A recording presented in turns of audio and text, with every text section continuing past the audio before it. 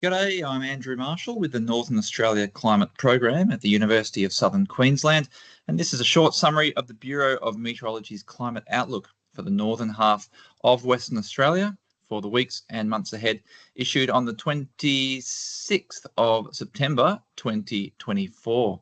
So we'll take a look at the rainfall outlooks to begin with, starting with the outlook scenarios, and this is the rainfall totals that have a 75% chance of occurring for your region.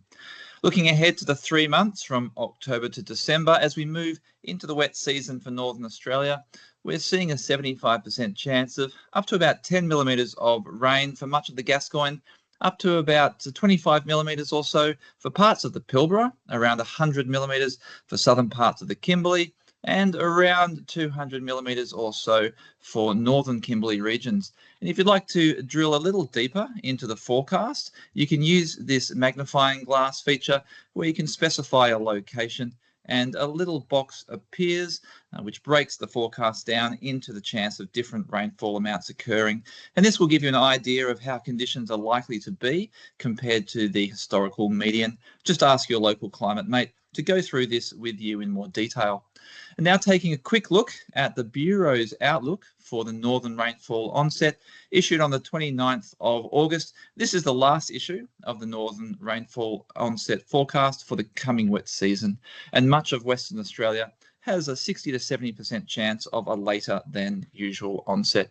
Now let's look at temperatures, and the differences from average for maximum temperature here show cooler conditions for most regions, with some eastern parts of the state expecting around 3 degrees below average for the week from the 1st to the 7th of October, and warmer conditions across the state for the week of the 8th to the 14th. And here the average is calculated over the 1981 to 2018 period for this time of year. For minimum temperature, we're looking at warmer than average conditions for much of the state over the next 2 weeks.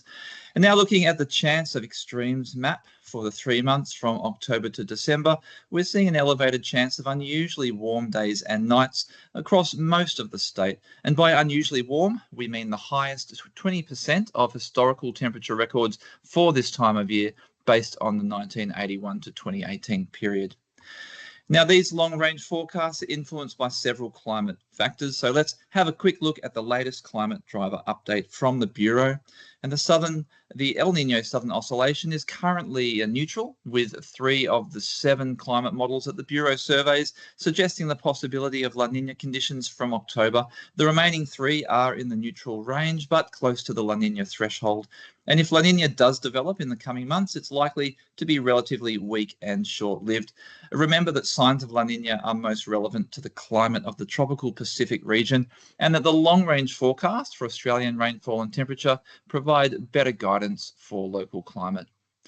Now, the Indian Ocean Dipole, or the IOD, is neutral, and most climate models suggest the IOD is likely to remain neutral, but slightly negative for the rest of the year. And also keep in mind that IOD forecast skill is typically low at this time of year, beyond about 2 months ahead. As for our other climate drivers, the Madden-Julian Oscillation, or the MJO, is currently over the central to eastern Pacific region with moderate strength, but it is forecast to weaken in the week ahead.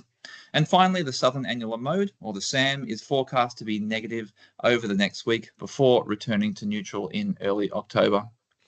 Now, finally, turning to the pasture growth outlook from long paddock for the 3 months from September to November, and we're expecting to see varying amounts of pasture growth returning to northern, central and eastern parts of the country in response to the expected rainfall in the months ahead. So as always, for more information and updates, visit the Bureau's climate pages at bom.gov.au/climate. And if you have any questions about recent conditions or the use of weather and climate forecasts, please reach out to your local climate mate. You can read more about the Northern Australia Climate Program at nacp.org.au. See you next month.